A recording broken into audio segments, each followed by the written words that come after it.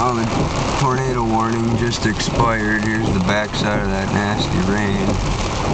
I don't know if we're going to go up the county road B and push into the mezzo one more time because it sounds like county road B might be flooding out a bit.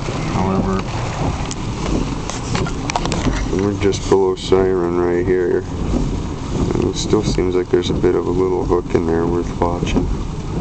You know, the tornado warning dropped. We'll watch what's going on down here. I think it's all about to congeal into just a huge quasi-linear feature here, so I'm gonna be following the shit all the way home. It'll be fun.